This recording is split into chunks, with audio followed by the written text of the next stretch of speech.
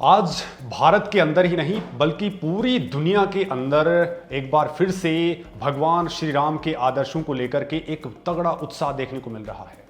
और ये उत्साह हैदराबाद में भी देखने को मिल रहा है, जहां पर अभी एक बड़ी भव्य राम जन्म भी होने वाला है।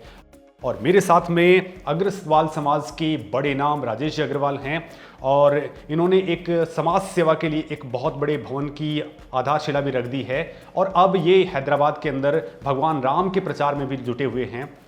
राजेश जी, आज लोगों को भगवान राम के आदर्शों की जरूरत क्यों है?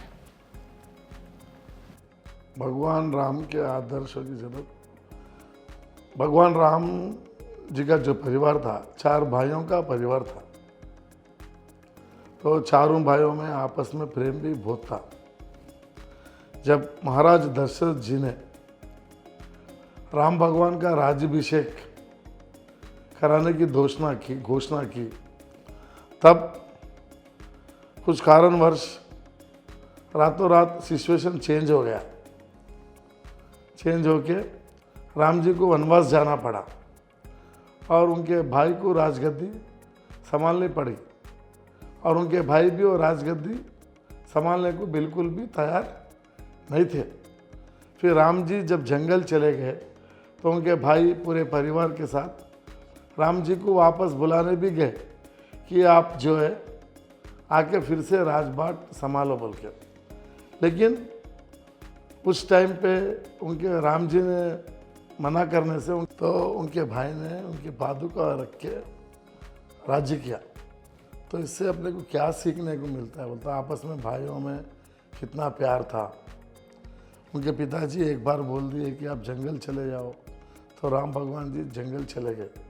जो कल सुबह इतने बड़े राज्य के राजा बनने वाले थे और वो आदमी को एक दिन शाम में बोल दो कि आप जंगल चले जाओ बोले, तो आज आप किसको बोल सकते हैं? ऐसा किसी को भी नहीं बोल सकते। किसी के दिमाग में वो विचार ही नहीं है कि अगर पिताजी बोलेंगे भाई मैं आपको कुछ भी इजाज़त नहीं दे रहा हूँ, आपकी इजाज़त पूरी मैं छोटे भाई को दे रहा हूँ और आप घर छोड़ के चले जाओ बोले, तो आज के माहौल में क्या होता आपको ही पता है। तो अपन बस राम के जीवन से यही सीखना है कि परिवार में आपस में प्यार रखना और जो भी अपने माँ बाप अपने को बोलते उसका उचित पालन करना।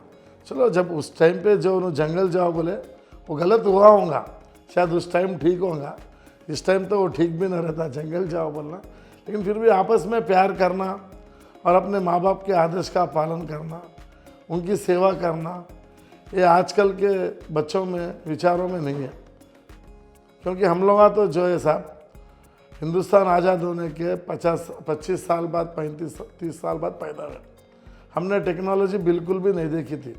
टीवी भी हमारे सामने आई, मोबाइल फ़ोन भी हमारे सामने आए। हम बगैर टेक्नोलॉजी के भी 20 साल गुजारे और टेक्नोलॉजी से 25 साल गुजार रहे हैं।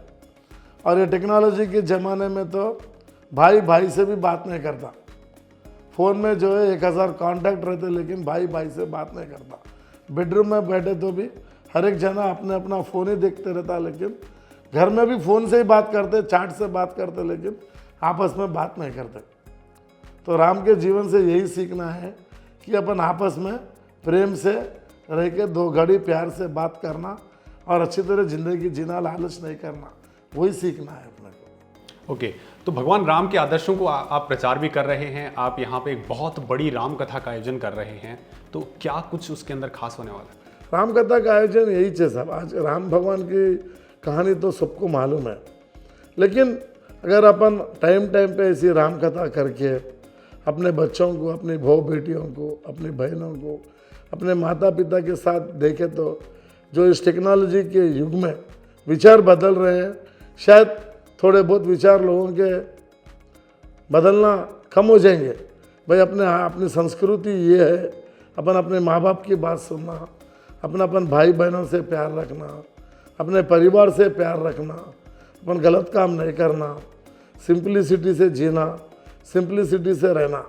अब राम भगवान जब जंगल गए थे, युवराज थे, लेकिन 14 साल जंगल जाके आने के बाद भगवान राम बन गए। जाते सकते तो भगवान राम नहीं थे। जब जंगल गए खाली राम ही थे, लेकिन जंगल जाके आने के बाद भगवान राम बन गए। तो इसका मतलब सिंपल जीवन जीने से ना भगवान बने ना, हाई फाई जीवन जीने से तो राम नहीं बने ना भगवान राम।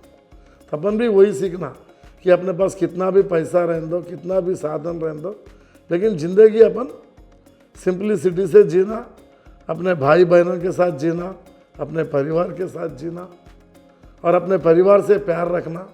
सब में पहले परिवार, उसके बाद बिजनेस, उसके बाद समाज, उसके बाद अपनी धरती जहाँ पे अपन अपनी कर्म भूमि है।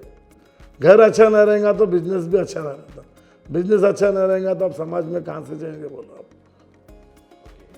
तो आप अभी जो काम कर रहे हैं, यानी राम कथा का आयोजन आप यहाँ पर कर रहे हैं एग्जीबिशन ग्राउंड के अंदर, उसको लेकर के किस तरीके का आप उत्साह हैदराबाद में देखने को आप लोगों को मिल रहा है, और हैदराबाद में ऐसा क्या, इस कथा के अंदर ऐसा क्या कुछ खास होने वाला है जो लोगों को अपने आप को मतलब वहाँ पे आने के लिए बाध्य करेगा? एक तो कथा जो है एक धार्मिक संस्था कर रही है सब, श्री गोपाल गौशाला ट्रस्ट, जहाँ पे गौ माता की सेवा की जाती है।